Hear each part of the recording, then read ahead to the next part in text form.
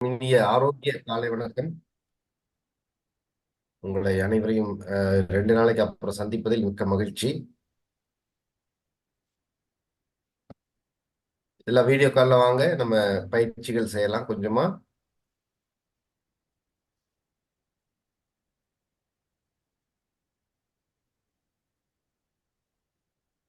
Okay, very good, very good. Okay, இருந்த இடத்துல அப்படி நம்ம நல்லா அப்படி எந்திரிச்சு ஓட ஆரம்பிப்போம். உடலை தளர்த்தி கொண்டு மெதுவா ஓடுவதற்கு.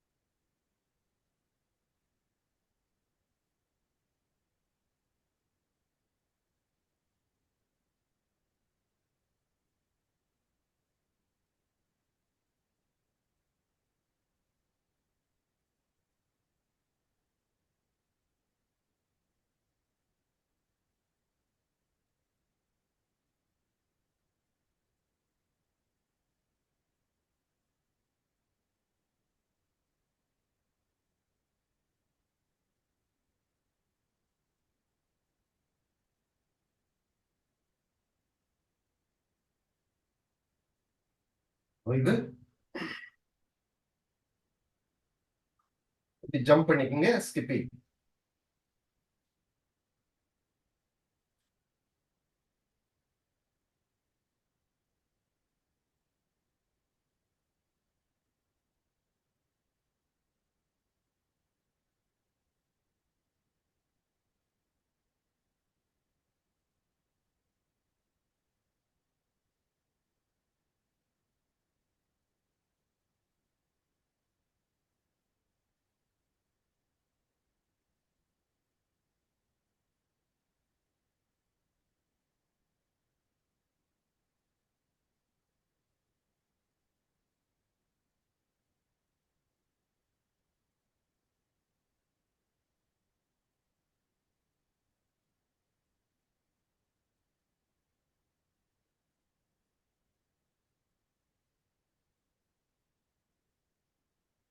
கால்கள் தோளுக்களவா இருக்கட்டும். தாடாசன். அப்படி மெதுவா கைகளை மூச்சு எடுத்துட்டு மேல கொண்டு வாங்க.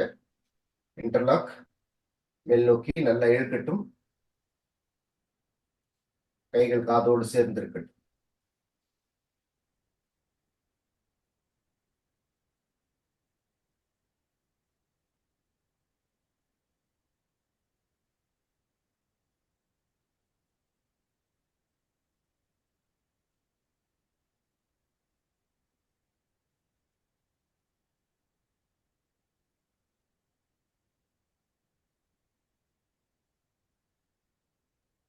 பத்து.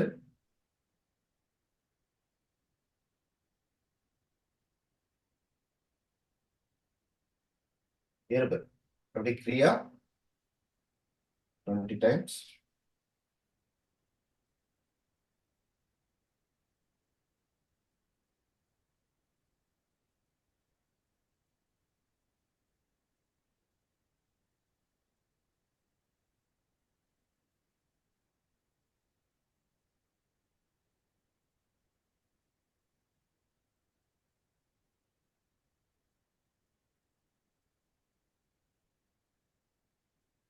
ரிலாக்ஸ்.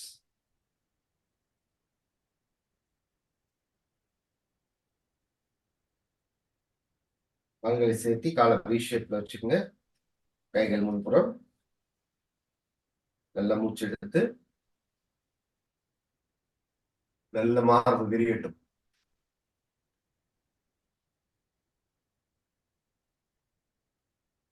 மூச்சு விட்டுட்டு செய்யலாம். 1. மெதுவா மூச்சோட செய். 2. 3 4 5 6 7 8 9 10.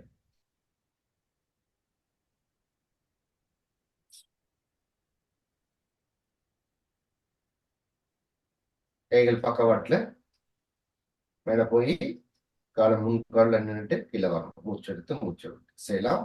1 2 3 4 5 6 7 8 9 10.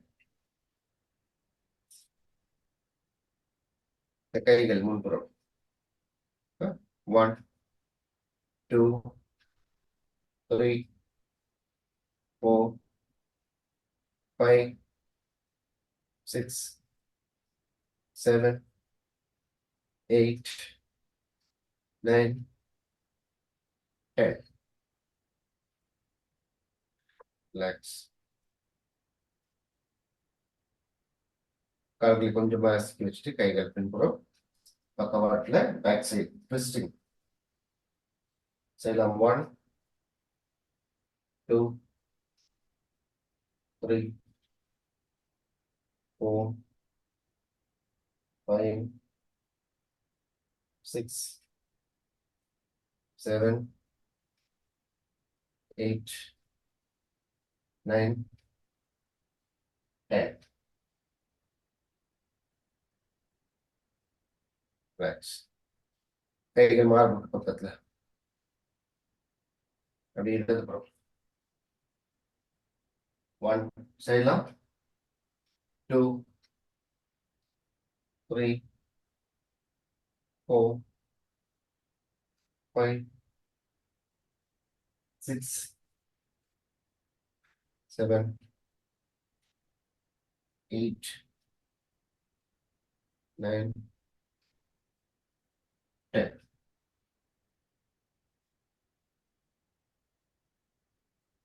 அப்படி தொப்புகளுக்கு நேரா வச்சுங்க. கால்களை நல்லா கொஞ்சமா விரித்து வைத்துக் கொள்ளுங்கள். அப்படி பின்புறம் இடதுபுறம் போறப்ப கால் திரும்பட்டும். செய்யலாம். 1 வலது இடது 2 3 4 5 6 7 8 9 10.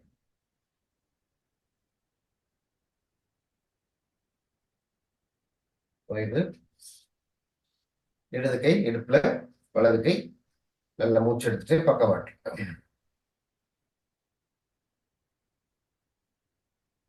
செய்யலாம். அப்படி வலது இடது 1 2 3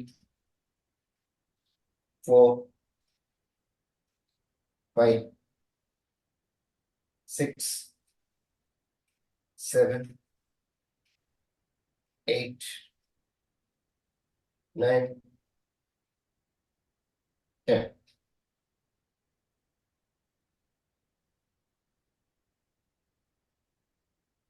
ஓய்வு.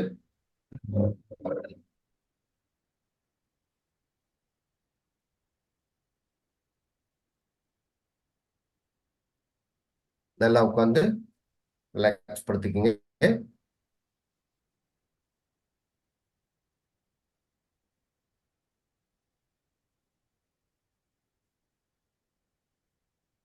Yogic breathing. இடது கை அப்டமன், வலது கை மார்புல இருக்கட்டும்.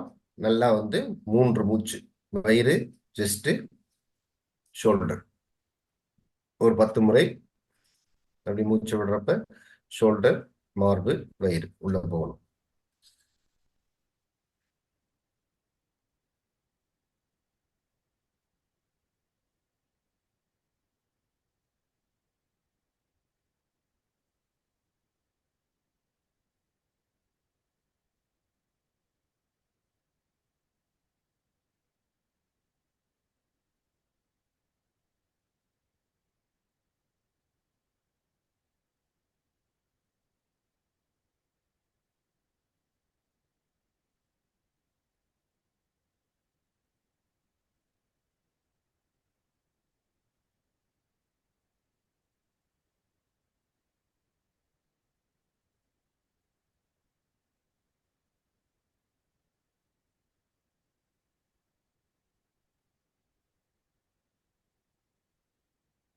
ஓய்வு.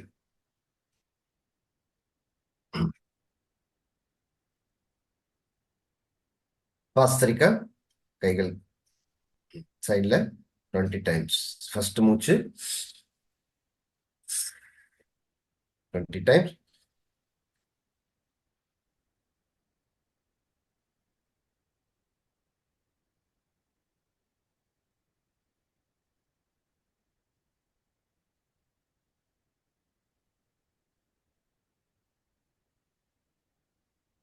ஓய்வு.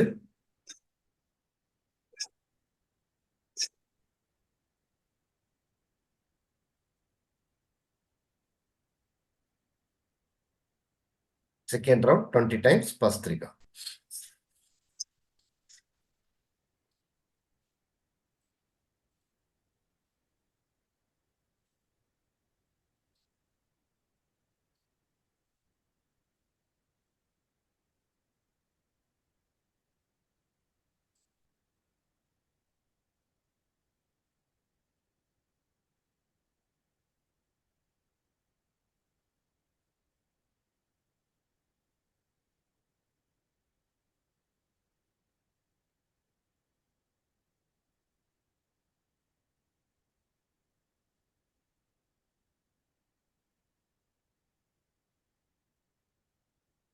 நாடி சுத்தி பிராணாயாமா. இடது கை தொடையில, வலது கை நாசிகா முத்ரா. 10 ரவுண்ட்ஸ்.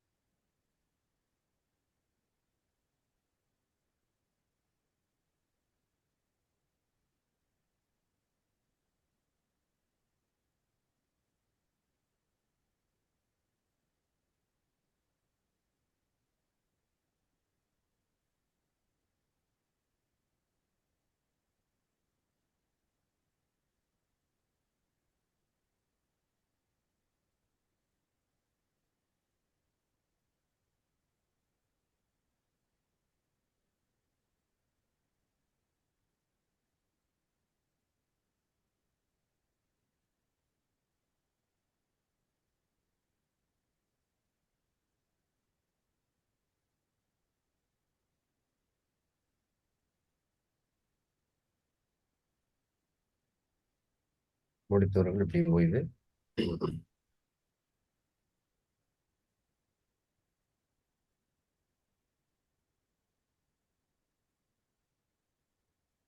பிரம்மரி பிராணாயாமா. சண்முகி முத்ரா. காதுல, ரெண்டு கை மேல ஒரு 10 டைம்ஸ் நல்ல மூச்சு எடுத்து அப்படின்னு ஒரு ஹம்மிங் பீ சவுண்ட் 10 டைம்ஸ்.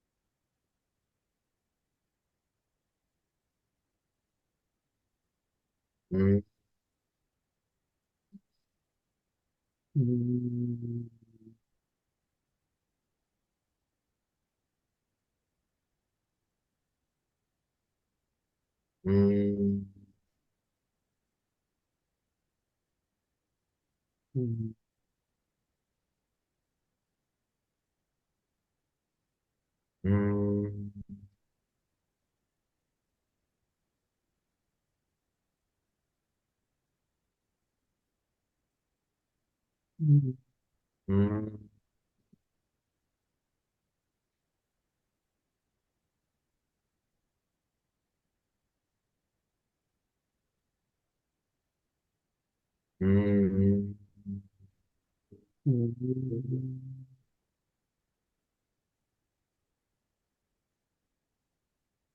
ம்,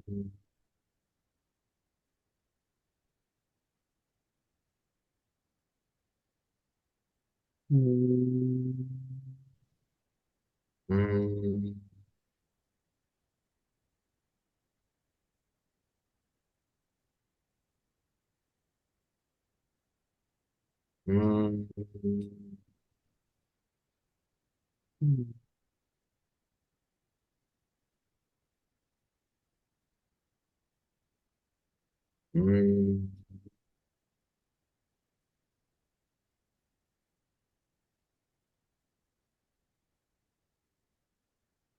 ம்,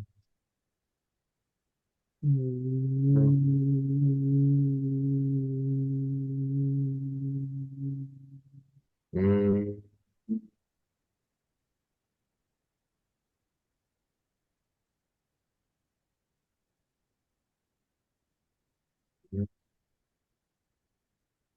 ம்.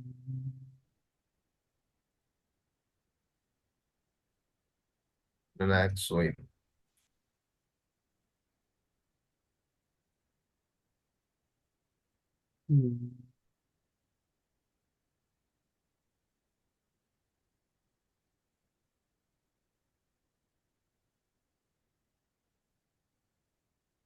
கைகள் நல்லா தேய்த்து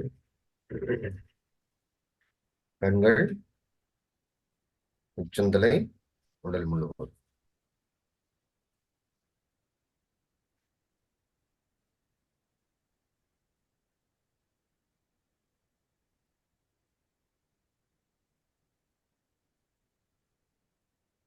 கண்களை.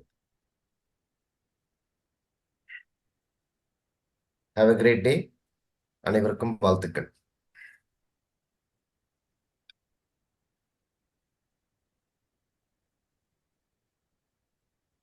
இப்போ இன்னைக்கு நம்ம அடுத்த நிகழ்வாக 2 விஷயங்கள் பார்க்க போகிறோம்.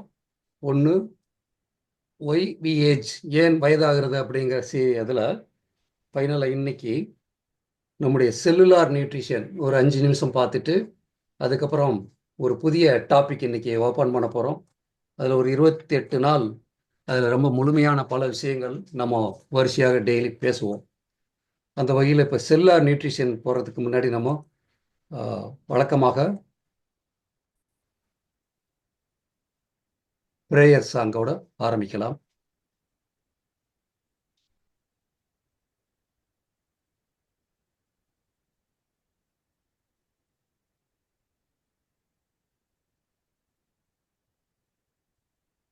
ஒவ்வொரு நாளும் புதிய விஷயங்களை தெரிஞ்சுக்கொள்வது அப்படிங்கிறது ரொம்ப முக்கியம்.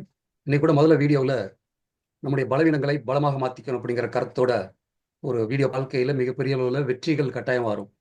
அதான் நம்முடைய மேஜிக் மணியுடைய கருத்து என்ன அப்படின்னா, மக்களை மேம்படுத்தணும், ஆரோக்கியப்படுத்துறது மட்டும் இல்லாமல் மன ரீதியாகவும் மேம்படுத்தணும். ஸோ நம்ம மன ரீதியாக மேம்படுத்துறதுல ப்ரேயர் ஃபஸ்ட்டு ஸ்டார்ட் பண்ணிக்கலாம்.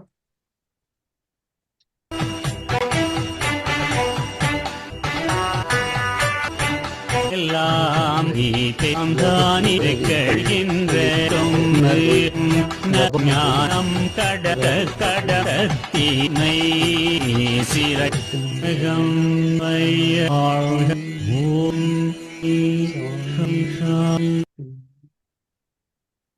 இப்போ நம்ம ஒய் வி ஏஜ் அப்படின்னு பார்த்துட்டு இருந்த சீரியலில் நம்ம ஏன் வயசாகுது அப்படிங்கும்போது செல்லுகளை பற்றி முழுமையாக நம்ம பேசினோம். செல்லுகளுடைய அமைப்பு என்ன, ஒவ்வொன்றும் எவ்வளவு என்ன வேலை செய்யுதுங்கிறதெல்லாம் பார்த்தோம். அப்போ ஒரு செல்லை ஆரோக்கியப்படுத்தக்கூடிய அந்த ரகசியத்தை தெரிந்து கொண்டால் நம்ம உடம்புல இருக்கக்கூடிய 50-100 ட்ரில்லியன் செல்களை ஆரோக்கியப்படுத்துறது மூலமாக முழுமையான ஆரோக்கியத்திற்கு நம்ம வர முடியும் அப்படின்னு பேசிகிட்டு இருந்தோம். அந்த வகையில் இன்னைக்கு அதே மாதிரி நோதீப் சக்திக்கு அந்த செல்களுக்கு எப்படி ஏஜ் ஆகுதுங்கிறதையும் பார்த்தோம். டோட்டலாக எல்லா செல்களும் ஒரே வேலையை தான் செய்யுது, அதற்கு கொடுக்கப்பட்ட வேலையை. கண்ணுடைய செல் வேற பார்க்குற வேலை செய்யுது, காதில் இருக்கக்கூடிய செல்கள் கேட்குற வேலையை பண்ணுதுங்கிற மாதிரி ஒவ்வொரு செல்லுக்கும் ஒரு கம்பெனியில் பார்த்தீங்கன்னா பல மக்கள் இருப்பாங்க. ஒரு பக்கம் கூட்டுறவங்க இருப்பாங்க, ஒரு பக்கம் ஆப்ரேட்டர்ஸ் இருப்பாங்க, ஒரு பக்கம் மேஸ்து சூப்பர்வைசர் இருப்பாங்க, இன்னொரு பக்கம் மேனேஜர். அந்த மாதிரி அவங்கவுங்களுடைய வேலைகளை செய்வாங்க. பட் எல்லா வேலையும் சேர்ந்தது தான் அந்த ஃபேக்ட்ரியினுடைய சக்ஸஸுக்கு காரணமாக இருக்கும்.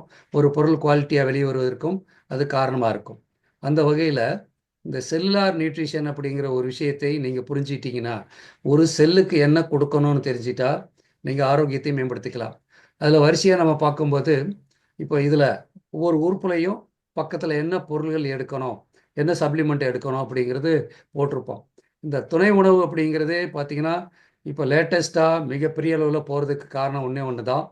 நம்ம சாப்பிடக்கூடிய உணவுகளில் சத்து பற்றாக்குறை இருக்கிறதுனால அதை மேம்படுத்துறதுக்கு இந்த துணை உணவுகள் ரொம்ப கட்டாயமாக தேவையாக இருக்குது. மருந்து மாத்திரையை எடுக்கிறத விட அது செலவுக்கு பதிலாக துணை உணவுகள் எடுக்கும் பொழுது நமக்கு பார்த்திங்கன்னா ஆரோக்கியம் மேம்படும். அது மாதிரி லாங் டேர்மாக நம்ம ஹெல்த்தாக இருக்கலாம் அப்படிங்கிறது தான். இன்னைக்கு நம்முடைய இப்போ சோசியல் மீடியா வந்ததுனால பல பேர் வந்து ஹெல்த்தை பற்றி தெளிவாக பேசினாலும் கூட நம்ம அதை புரிஞ்சுக்கிட்டு நடைமுறைப்படுத்துறதுங்கிறது நம்ம கையில் இருக்குது. இப்போ வழக்கமாக பார்த்தீங்கன்னா முருங்கை விதை சாப்பிட்றத பற்றி நம்ம ஒரு பழக்கத்தை கொண்டு வந்திருப்போம். மென்று சாப்பிட்ற பழக்கத்தை கொண்டு வந்திருப்போம். இந்த மாதிரி ஒவ்வொரு பழக்கமும் சின்ன சின்ன பழக்கங்கள் கூட நம்ம ஆரோக்கியத்தில் மிகப்பெரிய பங்கு வகிக்கிறது அப்படிங்கிறது தான். ஒரு மார்க் கொஷின் நம்ம 5 கொஷின் அட்டன் பண்ணலைன்னா 95 மார்க் தான் வரும். ஸோ அந்த மாதிரி ஒரு ஒரு மார்க்கும் ஒவ்வொரு வினாடியும் ஒவ்வொரு செகண்டும் எந்த அளவு முக்கியங்கிற மாதிரி நம்முடைய செல்லுலார் நியூட்ரிஷனை பற்றி நம்ம தெரிஞ்சுக்கிறது ரொம்ப ரொம்ப முக்கியம். அந்த வகையில் பார்த்தீங்கன்னா இன்னைக்கு நம்ம நியூக்ளியஸ்ன்னு சொல்லக்கூடிய செல்லுடைய சென்ட்ரல் இருக்கக்கூடிய ஒரு கரு, அதுக்கு என்ன தேவை அப்படின்னா விட்டமின்ஸு கட்டாயமாக தேவை. அது வந்து புரோட்டீன் சிந்தசிஸ் பண்ணுறதுக்கும் அது சிறப்பாக செயல்படுறதுக்கும் எனர்ஜியை ப்ரொடியூஸ் பண்ணுறதுக்கும் அதுக்கும் சில தூண்டுதல் தேவை. விட்டமின்ஸ் மினரல்ஸ் தேவை. அதில் பி விட்டமின்ஸ் அப்படிங்கிறது ரொம்ப ரொம்ப முக்கியமாக சொல்கிறாங்க. இந்த என்ன சொல்கிறது, வளர்சிதை மாற்றத்திற்கு பி விட்டமின்ஸ் ரொம்ப தேவை. அதில் எஸ்பெஷலி பார்த்தீங்கன்னா B6 B12 அப்படிங்கிற B3 zinc omega 3 fatty acid இதெல்லாம் சொல்லுவாங்க. இந்த போலிக் ஆசிட் அப்படிங்கிறது நீங்கள் கேள்விப்பட்டிருப்பீங்க, பொலேட். அது வந்து பெண்களுக்கு வந்து கர்ப்பமான பீரியடில் வந்து கொடுப்பாங்க. ஏன்னா அப்போ அந்த குழந்தையுடைய வளர்ச்சிக்கும் எக்ஸ்ட்ரா சத்து தேவைப்படுறதுனால அடிஷ்னலாக சத்துக்கள் கொடுப்பாங்க. அந்த நேரத்தில் பெண்களையும் பார்த்திங்கன்னா நல்லபடியாக கவனிப்பாங்க. சாப்பாடு மற்ற விஷயங்கள்லாம் அவங்களுக்கு ரொம்ப மன ரீதியாகவும் சப்போர்ட் பண்ணுவாங்க. இதுதான் 2வது உயிர் உள்ளே வளர்கிறதுனால அந்த எக்ஸ்ட்ரா சப்போர்ட்டை நம்ம கொடுக்கக்கூடியதை நம்ம பாரம்பரியமாக தெரிஞ்சு வச்சுருக்கோம். அதே மாதிரி மைட்டோகாண்ட்ரியான்னு சொல்லக்கூடிய நம்முடைய எனர்ஜியை ப்ரொடியூஸ் பண்ணக்கூடிய அந்த சென்டர் அது சிறப்பாக செயல்படும்னா கோஎன்சைம் 10 அப்படின்னு சொல்லி ஒரு அற்புதமான சப்ளிமெண்ட்டு. அடுத்து மெக்னீசியம், பி விட்டமினில் B1 B2 B3 iron, L carnitine அப்படின்னு சொல்லக்கூடிய இந்த மாதிரி சப்ளிமெண்ட்டுகள் நம்ம எடுக்கும் பொழுது இந்த மைட்டோகாண்ட்ரியா சிறப்பாக செயல்படும். இந்த மாதிரி ஏதோ ஒன்று குறை இருந்தால் அங்கே வந்து உற்பத்தி முழுமையாக நடக்காமல் போகக்கூடிய வாய்ப்பு இருக்கிறது. அடுத்து பார்த்திங்கன்னா கோல்கி அப்பார்டஸ் அப்படின்னு சொல்லக்கூடியது உள்ளே இருக்கக்கூடிய புரோட்டீனை பூரா வடிவமைச்சு அதை ஒரு ஃபோல்டிங் பண்ணி அடுத்த ஸ்டேஜுக்கு கொண்டு போகக்கூடிய ஒரு விஷயம் செய்யக்கூடிய கோல்கி அப்பாரட்டஸ். இந்த செல்லுக்குள்ளே இருக்கக்கூடிய இந்த ஒரு உறுப்புக்கு magnesium, manganese, B vitamins, zinc எல்லாமே தேவை. மெக்னீசியம் பார்த்திங்கன்னா நல்ல தூக்கத்துக்கும் பயன்படும். பிபி கண்ட்ரோல் பண்ணுறதுக்கு கூட மெக்னீசியம் பயன்படும். ஒரு செல்லையும் அதனுடைய இயக்கத்திற்கு இந்த மாதிரி பொருள்கள் கொடுக்கும்போது அது சிறப்பாக செயல்படுங்கிறது தான் இதை சொல்லிகிட்டு இருக்கோம். அதே மாதிரி பார்த்திங்கன்னா நம்முடைய அந்த இதில் சொல்லுவோம் எண்டோ பிளாஸ்மிக் ரெட்டிகுலம் ERன்னு சொல்லுவோம். இது இந்த புரோட்டீன் சிந்தசிஸில் இதனுடைய பங்கும் ஒரு பக்கம் பெரிய பங்காக இருக்கிறதுனால இது சிறப்பாக செயல்படணும்னா அமினோ ஆசிட், அதாவது புரோட்டீன் சார்ந்த உணவுகள் வேணும். ஏன்னா புரோட்டீனில் பார்த்திங்கன்னா அமினோ ஆசிட் இருக்கும். எந்த பருப்பு வகைகள் எது சாப்பிட்டாலும் அந்த அமினோ ஆசிட் அதில் இருக்கும். உடம்புல இந்த அமினோ ஆசிட் வந்து பல ரூபத்தில் செயல்படுதுன்னு நம்ம ஏற்கனவே பார்த்தோம். என்சைமாக, ஹார்மோனாக, ஆன்டிபாடியாக எல்லாமே நமக்கு சப்போர்ட் பண்ணுது அப்படிங்கிறத பார்த்தோம். அப்போ இதெல்லாம் உற்பத்தி ஆகணும்னா புரோட்டீன் தேவை. அந்த புரோட்டீன் வந்து அமினோ ஆசிடாக மாற்றப்பட்டு அது பல செயினாக மாற்றி நமக்கு பல ரூபத்தில் புரோட்டீனாக வரும். அது வந்து நம்ம ஜீனை பற்றி பேசும்போது சொன்னோம். அப்போ ஜீனோம் அப்படிங்கிற ஒரு டாப்பிக்கு, மைட்டோகாண்ட்ரியா அதில் இந்த ஏனியில் ஒரு படி மாதிரி இருக்கக்கூடிய இதெல்லாம் திரும்பி ஞாபகப்படுத்தி பாருங்கள். ஸோ இந்த மாதிரி புரோட்டீன் சிந்தசிஸில் நம்ம அமினோ ஆசிட் வந்து ரொம்ப ரொம்ப முக்கியமாக இருக்குது. அதுதான் வந்து ஹார்மோன்ஸு, அடுத்து என்சைம்ஸு இதெல்லாம் சுரக்கிறதுக்கு பயன்படுது, உற்பத்தி ஆகிறதுக்கு பயன்படுதுன்னு பேசணும். அப்போ இதில் நம்ம எண்டோபிளாஸ்மிக் ரெட்டிகுலம் சொல்லக்கூடிய அந்த உறுப்பு அது சிறப்பாக செயல்படணும் அப்படின்னா amino acid, proteins, zinc, vitamin C, omega 3 fatty acid, vitamin E, இந்த மாதிரி துணை உணவுகள் வேணும். இல்லை உணவாக கூட நம்ம எது கிடைக்குதோ அதில் எடுத்துக்கலாம். ஸோ இந்த மாதிரி இருக்கக்கூடியதில் அடுத்து இதே மாதிரி இன்னும் சில உறுப்புகள் இருக்கு இல்லையா, அதையும் பார்க்குறோம். அடுத்து பார்த்தீங்கன்னா இதில் சென்ட்ரியோல் அப்படின்னு ஒரு பார்ட் இருக்கு. இது எல்லாமே இந்த இணைந்து தான் கம்ப்ளீட்டாக செல்லுலார் ஃபங்க்ஷன் நடைபெறதுக்கு பயன்படுது. அப்போ இந்த மாதிரி இணைப்பு நடத்தக்கூடிய எல்லா உறுப்புகளுக்கும், எல்லா பார்ட்டுக்கும் வந்து நம்ம உணவு கொடுத்தாகணும். அப்போ இந்த மாதிரி சென்ட்ரியோல் அப்படிங்கிற இந்த பார்ட்டுக்கு வந்து calcium, magnesium, phosphorus, B vitamins எல்லாமே அடிப்படையாக சிலது வந்து காமனாக இருக்கும், இதுக்கும் தேவை. அடுத்து பார்த்தீங்கன்னா லைசோசோம் சொல்லக்கூடியது, உடம்புல கழிவு நீக்கம் பண்ணக்கூடியது. செல்ல ஒவ்வொரு செல்லையும் இந்த வளர்சிதை மாற்றம் நடக்கும்போது கழிவுகளும் உற்பத்தி ஆகும். அந்த கழிவை உடம்புலேருந்து நீக்கக்கூடியது, இறந்து போன செல்களை அழித்து வெளியேற்றக்கூடியது. அந்த மாதிரி செய்யக்கூடிய லைசோசோம் அப்படிங்கிற பார்ட்டு நல்லா இயங்கணும்னா vitamin A, zinc, digestive enzyme சொல்லுவோம், அமிலேஸ், லைப்பேஸு, இதெல்லாம் பத்தலைன்னா நம்ம டைஜஸ்டிவ் என்சைமை ஒரு நியூட்ரிஷன் ஆக நம்ம கொடுக்கலாம், சப்ளிமெண்ட்டாக கொடுக்கலாம். செலினியம், இதெல்லாம் வந்து இந்த லைசோசோம் சிறப்பாக கழிவு நீக்கம் பண்ணுறதுக்கு தேவைப்படும். அதே மாதிரி அடுத்து பார்த்திங்கன்னா இதில் ரைபோசம்னு ஒன்று இருக்குது, அது லைசோசம், இது வந்து ரைபோசம். இதுதான் வந்து நம்ம இது ஆர்என்ஏன்னு சொல்கிறோம் இல்லையா, டிஎன்ஏ ஆர்என்ஏ சொல்கிறோம்ல, ஆர்என்ஏ வந்து காப்பி, நம்முடைய மரபணு காப்பியை இது சீர் செய்து ஒரு ஃபோல்டிங் ஆக்கி நமக்கு அடுத்த ஸ்டேஜுக்கு கொண்டு போகக்கூடிய ஒரு வேலை செய்யக்கூடியது ரைபோசம் சொல்லக்கூடியது.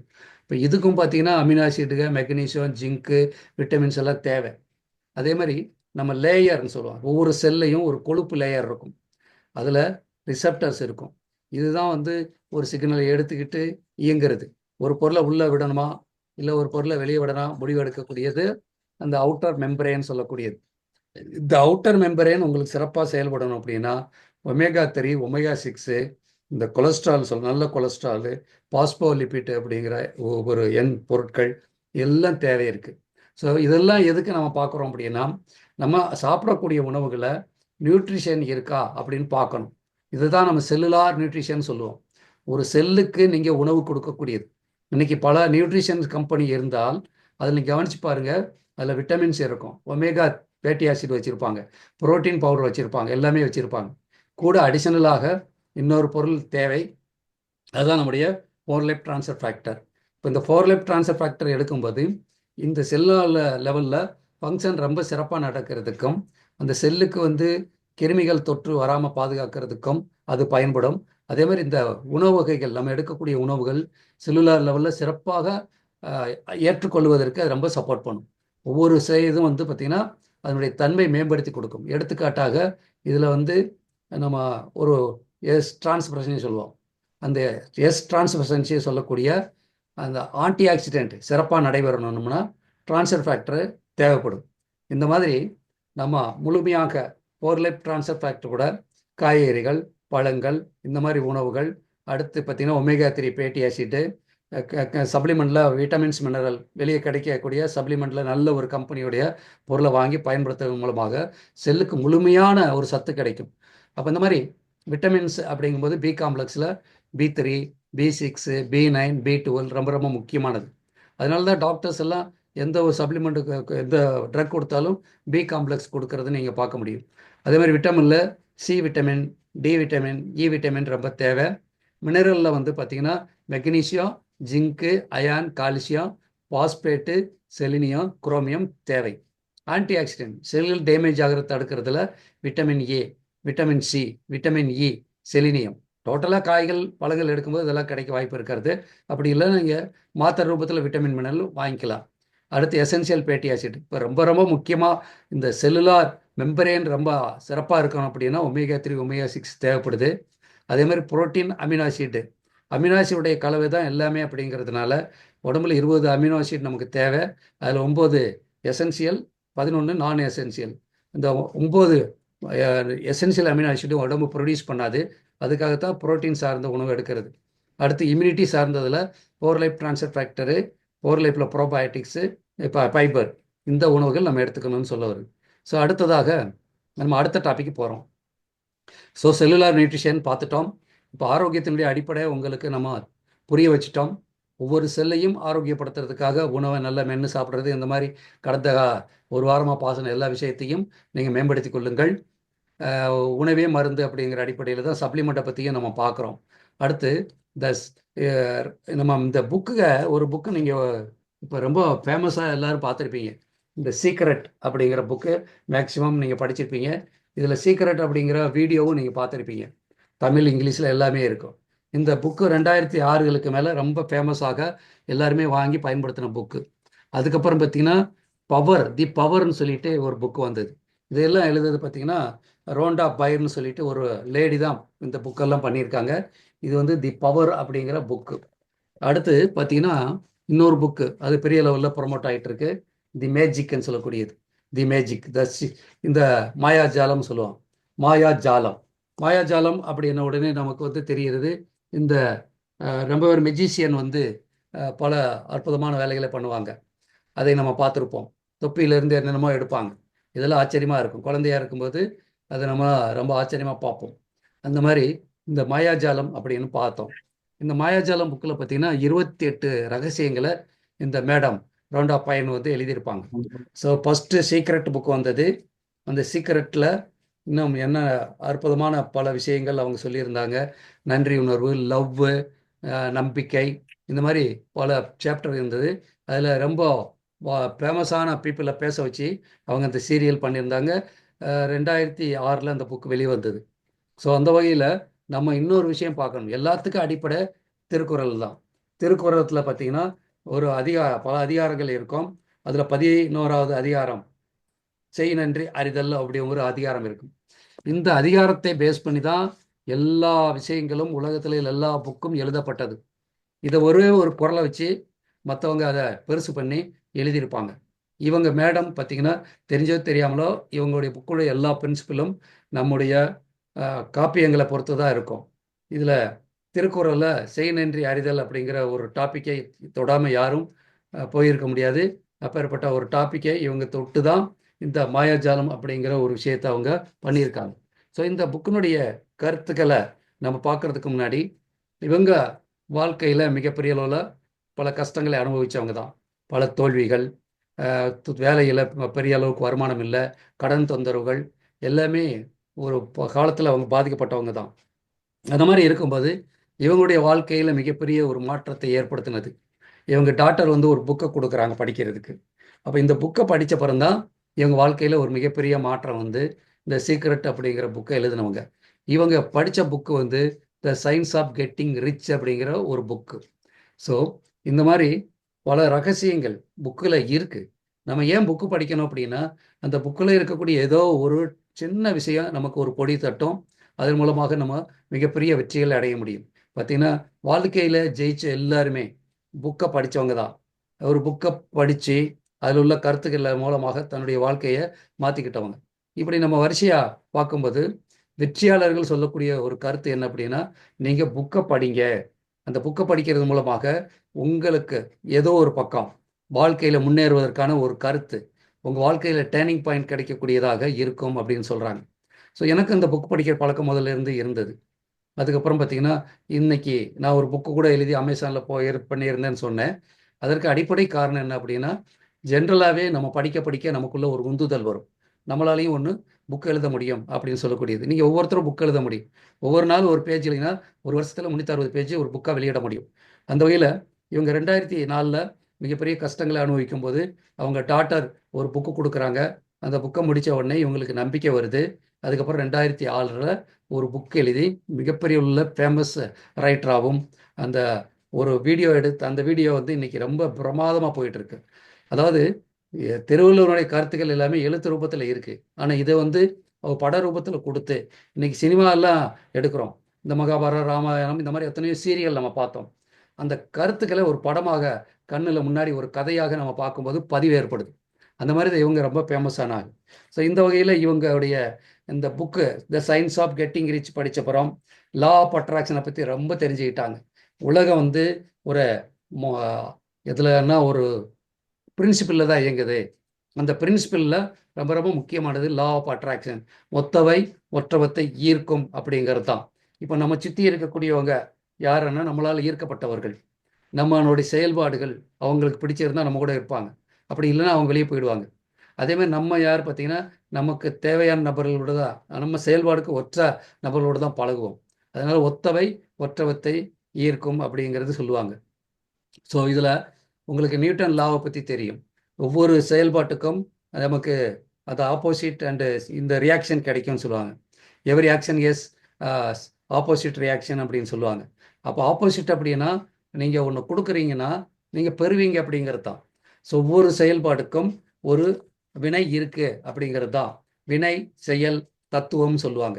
அந்த வகையில் இவங்க தன்னுடைய புக்கில் உள்ள எல்லா ரகசியத்தினுடைய அடிப்படை பார்த்தீங்கன்னா லா ஆஃப் அட்ராக்ஷனில் இருக்கக்கூடிய பிரபஞ்ச விதிகளை வச்சு தான் புக் எழுதியிருப்பாங்க.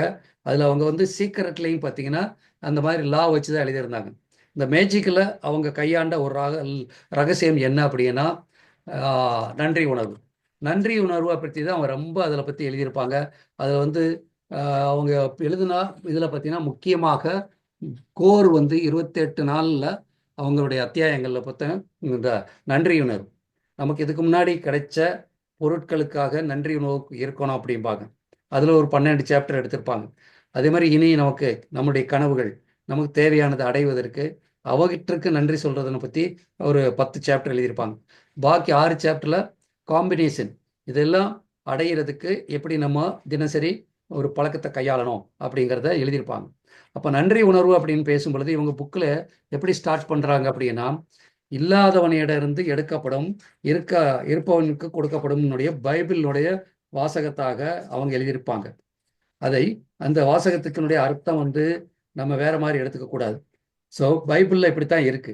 யாரிடம் இருக்கிறதோ அவருக்கு அதிகமாக கொடுக்கப்படும், யாருக்கு அவங்களுக்கு அபரிதம் உண்டாகும், யாரிடம் இல்லையோ அவர் வசம் ஏற்கனவே உள்ளதும் எடுத்துக்கொள்ளப்படும் மட்டும் எழுதியிருக்கு. அந்த வகையில் இது நம்ம தப்பாக புரிஞ்சிருப்போம். ஆனால் உண்மை என்னவென்றால் யார்கிட்ட வந்து நன்றி உணர்வு இருக்கோ அவர்களுக்கு கொடுக்கப்படும், யாரிடம் நன்றி இல்லையோ அவர்கள் வந்து எடுக்கப்படும் அப்படிங்கிறது தான். அப்போ பிரபஞ்சம் நீங்கள் உதவி செய்தவர்களுக்கு நன்றியோட இருக்கும்போது இன்னும் உதவி செய்வாங்க. நீங்கள் ஒருத்தருக்கு ஒரு உதவி செய்கிறாங்க, அவங்க மதித்து அவருடைய உதவி ஏற்றுக்கொண்டு அவங்கள பாராட்டினீங்கன்னா மறுபடியும் செய்யணும்னு நினைப்பாங்க. அதே மாதிரி நீங்கள் இந்த அவருக்கு கொடுத்தது என்னன்னா அந்த நன்றி உணர்வை கொடுத்தீங்க. ஸோ கொடுத்துருக்கீங்க, அவர்கிட்ட இருந்து வாங்கினீங்க, கொடுக்கீங்க, அவருக்கு மறுபடியும் கொடுக்கணுங்கிற எண்ணம் வரும். இப்போ மழையும் அப்படித்தான். மழை வந்து அது வந்து மழை பெய்ய பெய்யத்தான் இந்த பூமி அதை எடுத்துக்கொண்டு ஆவியாக கொடுக்குது, கடல் ஆவியாக கொடுக்குது, அது மறுபடியும் மழையாக வருது. ஸோ இதுதான் இயற்கையினுடைய ஒரு சுழல் அப்படிங்கிறது. எது இங்கேருந்து எடுக்கப்பட்டுக்கிறதோ அது நமக்கு கொடுத்தாகணும், எது கொடுக்கப்படுகிறதோ அது வந்து நமக்கு ஏற்கனவே நம்ம கொடுத்தது தான், நீங்கள் அறியாமலே செஞ்சுருப்பீங்க. அந்த மாதிரி இந்த லா இந்த சைக்கிள் அப்படிங்கிறது. அப்போ நம்ம சுற்றி நடக்கக்கூடிய எல்லாமே நீங்கள் கவனித்து பார்த்தீங்கன்னா உங்களுக்கு இந்த பூமராங் மாதிரி நீங்கள் ஒன்று வீசியிருந்தீங்கன்னா அது உங்களுக்கு வந்திருக்கும். அதுதான் வினை வினைத்தவன் வினை அறுப்பான், திணை வினைத்தவன் திணை அறுப்பான். அதே மாதிரி நீங்கள் உப்பை குடித்தவன் உப்பை சாப்பிட்டவன் தண்ணீர் குடிச்சாகணும் அப்படிம்பாங்க. இந்த வினை செயல் தத்துவத்தை நாம் புரிந்து கொள்ளும்போது ஆட்டோமேட்டிக்காக நம்ம தவறு செய்ய மாட்டோம், நன்றி உணர்வோடு இருப்போம்.